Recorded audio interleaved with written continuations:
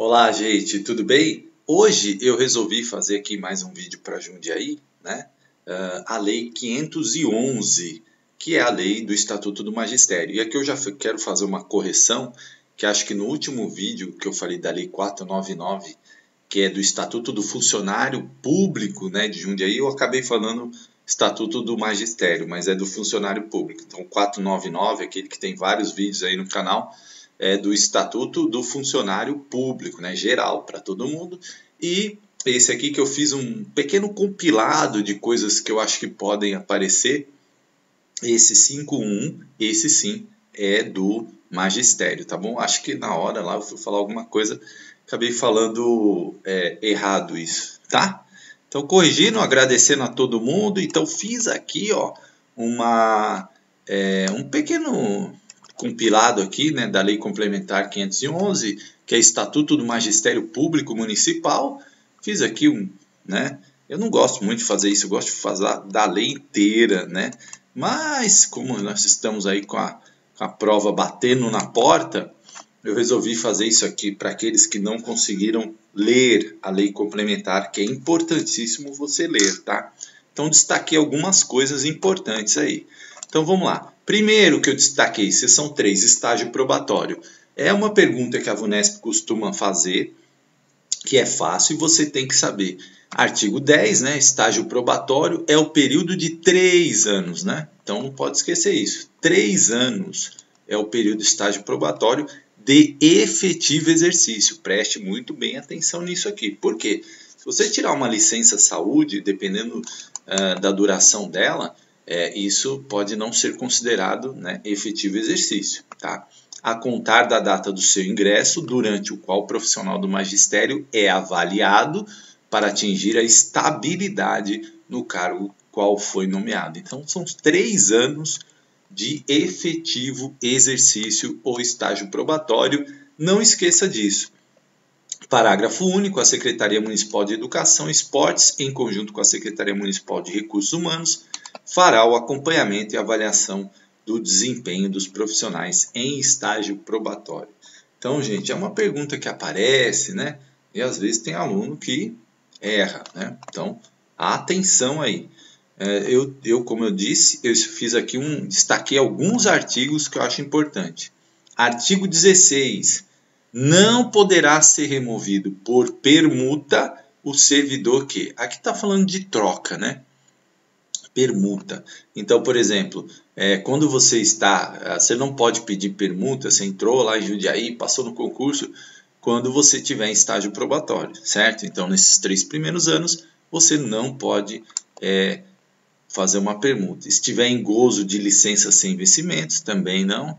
Estiver submetido a readequação de função ou readaptação temporária, tenha sido beneficiado por permuta nos 4 anos imediatamente anteriores ao pedido, tenha recebido pena de suspensão nos 5 anos anteriores à data do pedido, estiver atuando como especialista de educação e com 28 anos de efetivo exercício em função do magistério, se do sexo masculino, e 23 do sexo feminino, você não pode ser removido por permuta.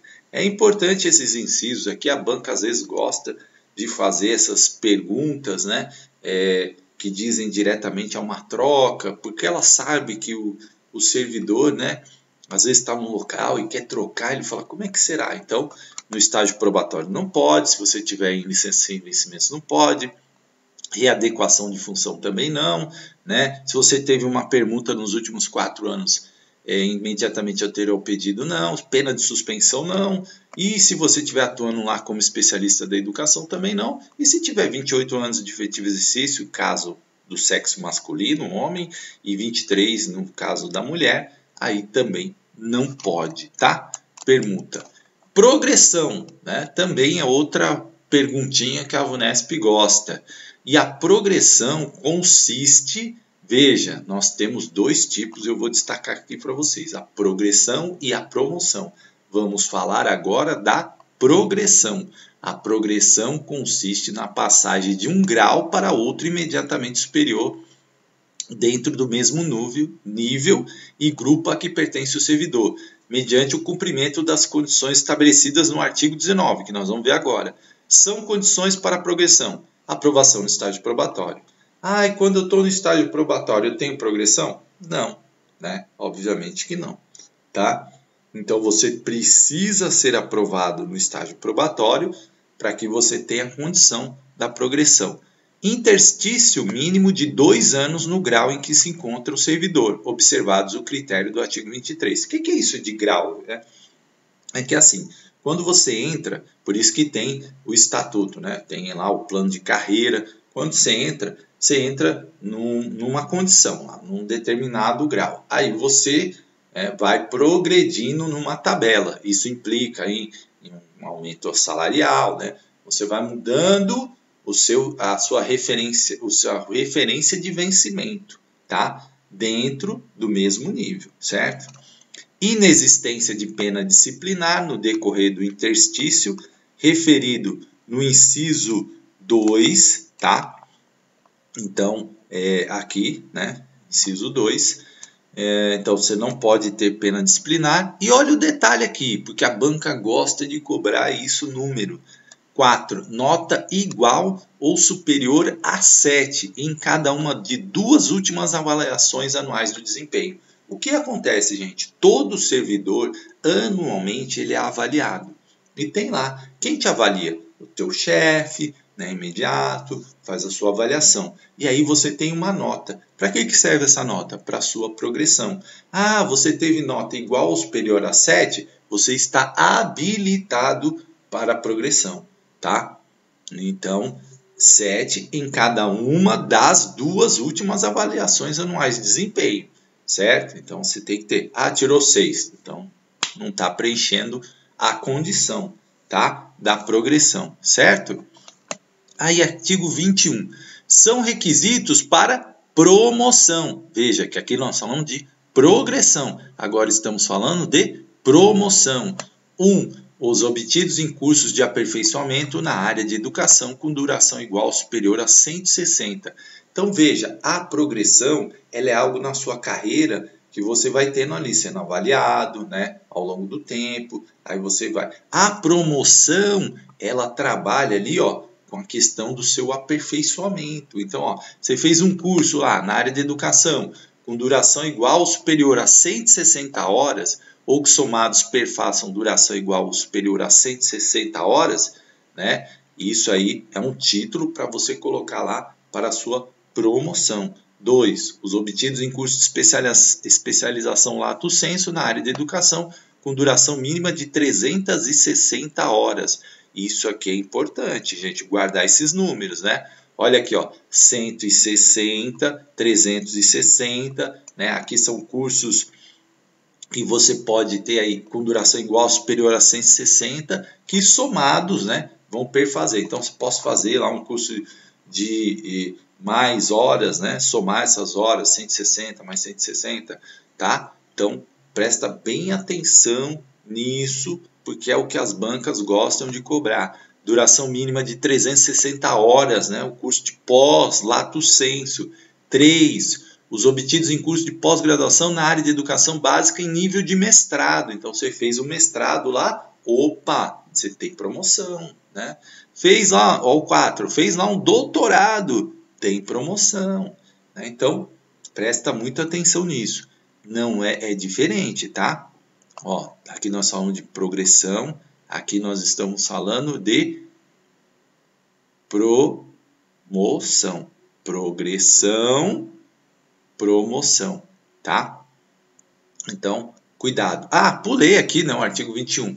Vamos falar aqui da promoção. É aqui, né? Opa, cadê? Voltando. Falamos da progressão, e aí lembra que na progressão eu falei 7 na nota. Agora, olha a promoção. Ter cumprido o interstício mínimo de 5 anos no nível em que se encontra, observados os critérios do artigo 23. Então, pelo menos 5 anos aqui, tá? Inexistência de pena disciplinar nos 5 anos, nota igual ou superior a 8. Aqui que a banca vai fazer pergunta para você. Por quê? Em cada uma das 2 últimas avaliações. Porque ela está falando da promoção. Promoção é 8 e deixa eu voltar aqui. E progressão é 7. Aí a banca adora isso, confundir, né?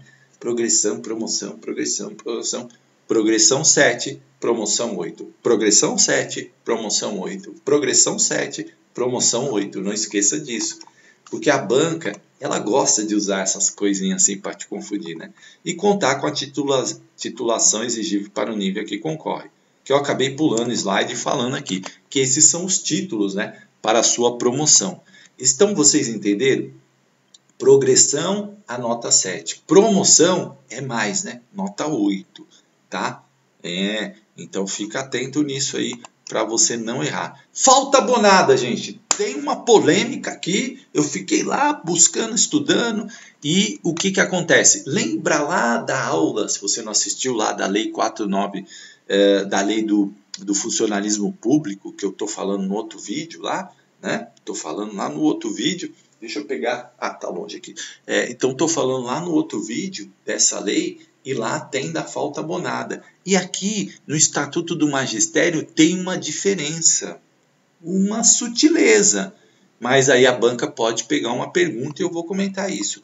Quando a gente fala do funcionalismo público, Estatuto do Funcionalismo Público, na lei que eu estou comentando na outra aula, lá fala de um intervalo não inferior a 15 dias trabalhados.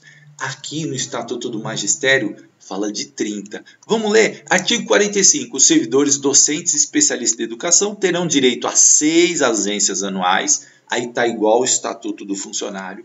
Na proporção máxima de 1 por mês, né? Ok. Em dia de sua livre escolha, limitado a 3 no semestre, em intervalo não inferior a 30 dias trabalhados.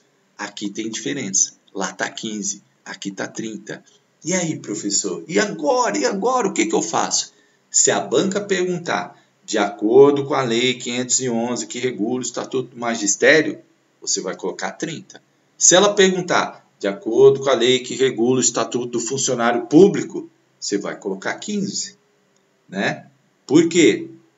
Tem essa diferença. Ah, professor, mas por que isso? Eu fui até olhar para ver se não tinha mudado, mas eu peguei a lei atualizada, inclusive essa que eu estou falando para vocês, tem atualização de 2020, né?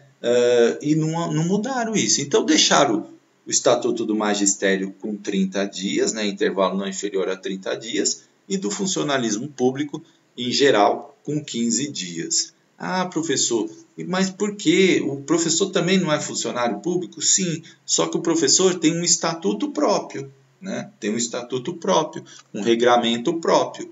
Aquele regramento lá é para o geral, tá? E os profissionais da educação, os professores, eles têm um estatuto próprio para as questões muito ligadas ao magistério. Então aqui está 30. Fica ligado, hein, na prova. Fica ligado. Eu acho que a banca não vai fazer isso, tá? Mas, né, a gente nunca sabe. Temos que ficar esperto. Parágrafo 1. As ausências de que trata o caput serão abonadas previamente pelo superior imediato e consideradas de efetivo exercício para todos os fins, tá? Então é bom você guardar esses números aqui. 2. O docente especialista de educação que faltar injustificadamente ou mediante atestado médico perderá a partir destes, durante o ano letivo em curso, o direito à falta abonada. Então, quando ele pede o direito à falta abonada, quando tem atestado, falta injustificada, né? 3. As faltas provenientes de acidente do trabalho não acarretarão a perda das faltas abonadas. Ah, eu faltei porque sofri um acidente dentro do meu trabalho, não prejudica as faltas abonadas, tá? Capítulo 9 dos deveres. Importante também. O VUNESP adora cobrar essa questão dos deveres. E aí eu coloquei aqui, ó, artigo 46. Constitui os deveres dos... Ah, antes disso, gente, é importante uma parte que eu não coloquei aqui, porque senão vai ficar muito extenso, mas você tem a lição de casa de olhar as jornadas de trabalho, tá? Da educação. Vai lá, tá antes aqui do 46, olha as jornadas lá com carinho, porque também costuma aparecer bastante perguntas sobre jornada, composição da jornada, quantas que são com aluno, quantas que são de HTPC, quantas que são de HTPL, né? Então é importante você olhar isso lá, porque geralmente cai como pergunta, tá? Vai a dica aí. Constitui deveres dos servidores de que trata esta lei complementar além daqueles estabelecidos na Lei Complementar 499, de 22 de dezembro de 2010, Estatuto dos Funcionários Públicos Municipais e suas alterações. Inciso 1. Preservar os princípios, ideais e fins da educação nacional através do seu desempenho profissional. Né? Tranquilo. 2. Empenhar-se em prol do desenvolvimento do aluno, utilizando o processo que acompanha a evolução da educação. Veja que aqui é um dever a gente acompanhar o processo da evolução da educação. Tá? 3. Participar das atividades educacionais que lhe forem atribuídas por força de suas funções dentro de seu horário de trabalho. 4. Comparecer ao local de trabalho com assiduidade e pontualidade, executando suas tarefas com eficiência, zelo e presteza. Então, são deveres aí dos professores. 5. Manter o espírito de cooperação. Gente, eu vejo muitas pessoas que acabam sendo prejudicadas, né, nas suas avaliações e até respondendo processos, né, administrativos. Por quê? Porque não tem espírito de cooperação, só cria guerra, briga, luta, né? Então tem que ter cuidado, né? Uma coisa é reivindicar, outra coisa é você tumultuar o ambiente de trabalho sempre, né? Tem que ter muito cuidado, é uma sutileza isso. Porque você pode ser crítico, aliás, você deve ser crítico, você pode questionar, mas às vezes a gente precisa fazer isso com muito respeito, né? Fazer isso de uma forma respeitosa. Eu posso ser até um crítico feroz, né? A gente encontra muitos professores que são bastante críticos, né? Mas eles são sempre críticos com respeito. Chegam lá questionando, olha, Fábio, você falou isso e tal, mas eu discordei, né? E é sempre bom que exista isso, porque isso produz o diálogo, produz a reflexão, produz a cooperação, porque às vezes o diretor está errado mesmo, né? Às vezes o diretor fez uma bobagem, às vezes o diretor se enganou, então é importante, né? E é importante também que o diretor entenda isso, tá? Solidariedade, né, com a equipe escolar e a comunidade em geral, tá? Então é importante incentivar a participação, o diálogo, a cooperação entre os educandos, os demais educadores e a comunidade em geral. Veja as palavras centrais aqui do nosso DNA, né? Participação, diálogo, cooperação, solidariedade. 7. Promover o desenvolvimento do senso crítico e da consciência política do educando. Ah, professor, mas a gente não deve misturar política com educação. Gente, para e pensa. Uma coisa é você ser panfletário na sala de aula. Consciência política é super importante, que as pessoas saibam, né, analisar, avaliar. A gente está precisando tanto disso no Brasil, né? Senso crítico, gente. Consciência política é importante para que a pessoa adquira maturidade para votar, para saber em quem está votando, para saber o que a pessoa defende, né? Isso para ela saber dos seus direitos, dos seus deveres, para ela exercer sua cidadania, para ela cobrar, né? Para ela acompanhar, para ela fiscalizar. Tudo isso faz parte da consciência política, né? Porque a política está em todos os lugares. Então é importante, bem como preparar para o exercício consciente da cidadania, olha aqui, e para o trabalho. 8. Respeitar o aluno como sujeito do processo educativo e comprometer-se com a eficiência de seu aprendizado. Tá vendo? Então esse é outro item extremamente importante, né? A gente precisa ter esse compromisso com a eficiência do aprendizado. 9. Assegurar a efetivação dos direitos pertencentes à criança e ao adolescente, nos termos do Estatuto da Criança e do Adolescente, comunicando à autoridade os casos que tenham conhecimento envolvendo suspeita ou confirmação de maus tratos, com conhecimento prévio do secretário municipal de esportes. Veja, gente, teve suspeita de que a criança está tendo algum direito violado, está sendo abusada, está sendo espancada, está sendo maltratada. Aí aqui tem um detalhe, né? Pede para você informar o secretário, tá? Então, muita atenção nesse item aqui, né? pede para informar o secretário para que se adote aí as medidas necessárias, tá bom? 10. Fornecer elementos para permanente atualização de seus registros, né, junto aos órgãos de administração. Importante, endereço, telefone, enfim, documentação, é sempre importante. 11. Acatar as decisões do conselho de escola em conformidade com a legislação vigente. Eu já vi muito professor falar assim, eu não vou fazer isso. E foi decidido pelo conselho de escola. Você pode fazer isso? Não pode, né? Se o conselho de escola decidir uma coisa, mesmo que você tenha perdido na votação, eu não quero, não defendo isso, você tem que acatar, desde que seja legal, né? Desde que esteja de acordo com as leis, tá? E se você não acatar, você está descumprindo um dever, né? E isso pode te acarretar problemas, pode te acarretar um processo administrativo, que você está indo contra o teu estatuto, né? Então é importante a gente saber também que a gente às vezes perde e a gente tem que acatar, né? É como eleição, você vota num candidato, o candidato não ganhou, o outro ganhou, e aí paciência, né? Enfim. Então, a gente precisa aprender isso também. É um dever, né? Não precisa nem aprender, é um dever. 12. Participar do processo de planejamento, execução e avaliação das atividades escolares. Inclusive, a VUNESP fez uma questão dessa, de um professor que se recusava a fazer parte do processo de planejamento. Ele pode? Não, é um dever, está aí, né?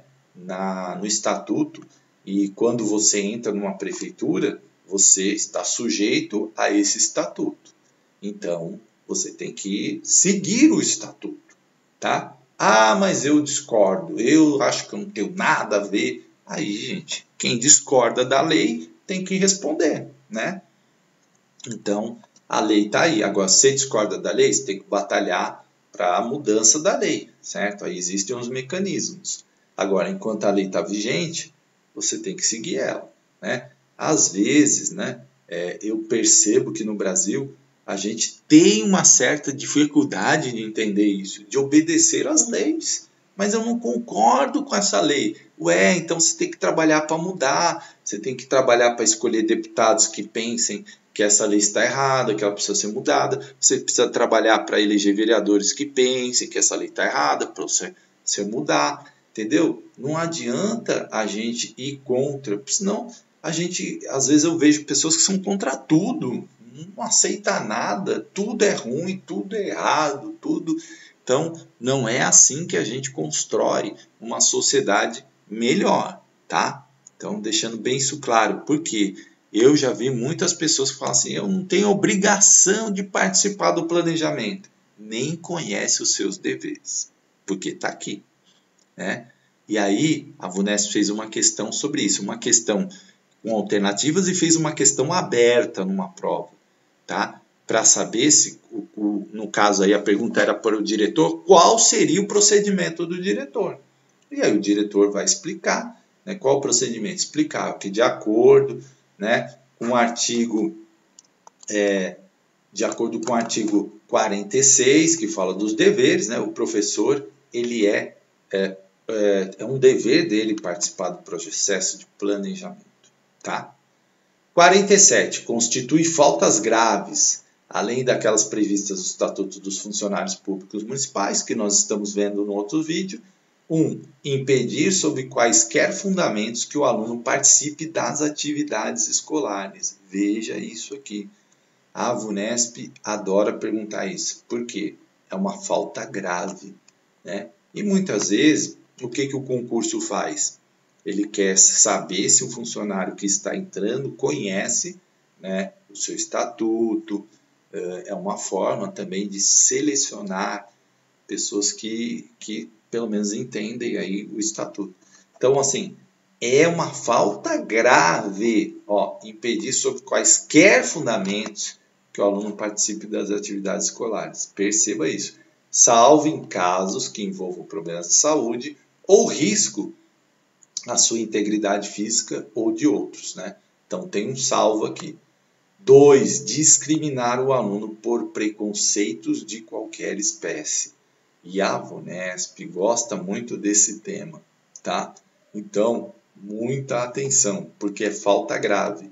Ela pode colocar para você, constitui, de acordo com o artigo 47 do Estatuto do Magistério, discriminar o aluno por preconceito de qualquer espécie constitui falta leve. Né? Discriminar constitui falta grave. E colocar outras afirmativas, né? Uma errada, as 4 erradas e uma certa, e perguntar para você qual é a correta. Ou perguntar para você qual é a errada. Né? Dependendo se ela colocar 4 certas, aí exceto, né? Eles usam aquele exceto. Né? Aí se colocar lá, discriminar o aluno por preconceito de qualquer espécie constitui falta leve, né? Tá errado, né? Porque é falta grave, tá? Aí, fiz aqui uma questão aqui para vocês, né? Ó, questão ampla, um resumão, né? São afirmações corretas da Lei Complementar 511, Estatuto do Magistério Público Municipal. Veja que ela fala da lei, né? Estágio probatório é o período de 3 anos de efetivo exercício, a contar da data do seu ingresso, durante o qual... desculpa, gente, faltou aqui, ó, o exceto, tá? Faltou aqui o exceto. Vou até arrumar já, né? Para a gente não ter problema aqui. Faltou o exceto na questão. Desculpem, vou arrumar aqui agora, ao vivo, com vocês, né? Então, aqui, ó, é exceto, tá? Vamos voltar lá. Pronto, agora corrigido bonitinho. Que a gente faz ao vivo, ó, já dei a resposta lá. Exceto estágio probatório, período de 3 anos de efetivo exercício. Essa é uma boa questão porque ela é resumo, né? A contar da data do seu ingresso, durante o qual o profissional de magistério é avaliado para atingir a estabilidade no cargo para o qual foi nomeado. Perfeito, a letra A. B. Não poderá ser removido por permuta o servidor com 28 anos de efetivo exercício em função do magistério, se do sexo masculino, e 23 do sexo feminino. Ok, veja como a banca, né, procura trabalhar aqui, ó, com vários números. Da falta abonada, os servidores docentes e especialistas de educação terão direito a 6 ausências anuais, na proporção máxima de 1 por mês em dia de sua livre escolha, limitada a 3 do semestre, em intervalo não inferior a 30 dias trabalhados. Olha, a banca jogou isso aqui, né? Aí você estudou lá o Estatuto do Funcionário Público, aí você pode cair nessa pegadinha aqui, hein? Aqui no Estatuto do Magistério é 30, do funcionário é 15, presta atenção. Aí você fala, é essa, pá, marca aqui. Nem lê AD. Aí AD diz, são condições para progressão, nota igual ou superior a 8 em cada uma das 2 últimas avaliações anuais do desempenho. Progressão ou promoção? A promoção é que é 8, a progressão é 7. Olha a banca aqui tentando te enganar. Aí você já sabe, é letra D. São títulos hábeis para promoção, os obtidos em curso de aperfeiçoamento na área de educação, com duração igual ou superior a 160 horas, ou que somados perfaçam duração igual ou superior a 160 horas. Veja que questão difícil, né? Porque ela faz várias afirmativas e uma aqui, ó, ela fez só uma troca. Trocou a palavra progressão por... trocou a palavra promoção, né, por progressão, né, para tentar te enganar. E realmente é uma coisa que pode gerar confusão na sua cabeça, né? E aí, olha só, gabarito, letra D. 2, coloquei essa para ficar bem claro na sua cabeça, tá? De acordo com a Lei Complementar 511 de 29, ó, Lei Complementar 511, artigo 45, os servidores docentes e especialistas de educação terão direito a blá blá blá, ausências anuais na proporção máxima de blá blá blá, em dia de sua livre escolha limitada a tantantã, no semestre em intervalo não inferior a tantantã dias trabalhados. Aí a banca coloca 8, 2, 4, 15, 6, 3, 3, 30, 6, 1, 3, 30, 6, 1, 3, 15, 4, 1, 2, 15. Veja o 15 aparecendo aqui de novo, ó. e uma ó, com 6, uma, 3 e 15. Que é exatamente o que está no Estatuto do Funcionário Público, que é a 499. Né? E aqui, não, na 511 é 6, 1, 3 e 30. Gabarito, letra C. Percebe, gente? Eu acho que a VUNESP não vai ser tão maldosa para fazer isso. Mas eu coloquei essas duas questões porque elas têm muito a cara da VUNESP, né? O complete, de colocar várias afirmações e perguntar para você qual que é, trocando uma palavrinha só. Aqui tudo está certo, A está certo, a B está certo, a C está certo, a I está certo, só a D que está errada, né? É o exceto. Então, aqui, ó, esses completos, né? Veja que a banca jogou aqui, ó, né? Jogou para você ficar na dúvida aqui entre a C e a D. A banca sempre faz isso. Coloca, geralmente, uma questão que destoa muito, que essa aqui não é. Coloca duas bem próximas ali que você fica na prova, seu D, não estou lembrando, eu lembro que o professor falou 15 naquela aula, mas será que era a lei complementar 511 ou era 499? É justamente para pegar esse nível de atenção. Então são duas questões muito próximas ali que você pode acabar errando. Tá bom, gente? Então vai aí, né? Eu dou o conselho de novo para vocês darem uma olhada na questão, né, na questão das jornadas, tá? Pega essa lei e dá uma olhada nas jornadas, nas durações, que é muito importante, sempre cai, tá bom? Um grande abraço e até uma próxima.